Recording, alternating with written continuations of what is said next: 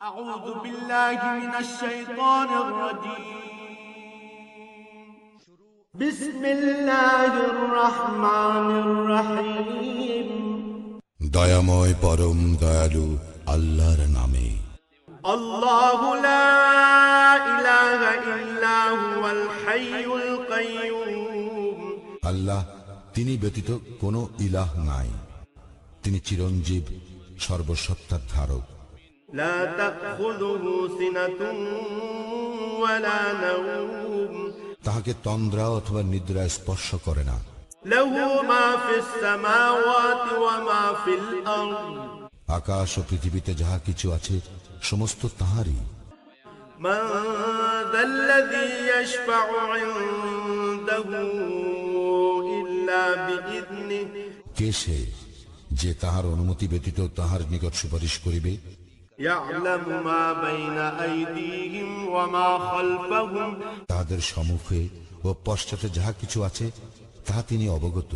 ولا يحيطون بشيء من علمه إلا بما شاء যাহা তিনি ইচ্ছা করেন তদ্ব্যতীত তাহার জ্ঞানের কিছুই তাহারা আয়ত্ত করিতে পারে না।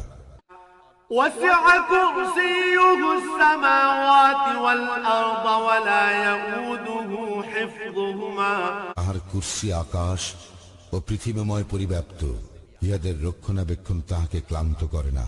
وهو العلي العظيم আর তিনি মহান শ্রেষ্ঠ। بسم الله الرحمن الرحيم الله لا إله إلا هو الحي القيوم لا تأخذه سنة ولا نوم له ما في السماوات وما في الأرض من ذا الذي يشفع عنده إلا بإذنه يعلم ما بين أيديهم وما خلفهم ولا يحيطون بشيء من علمه إلا بما شاء وسع كرسيه السماوات والأرض ولا يؤوده حفظهما وهو العلي العظيم दुख देने वाला अजाब और होना है।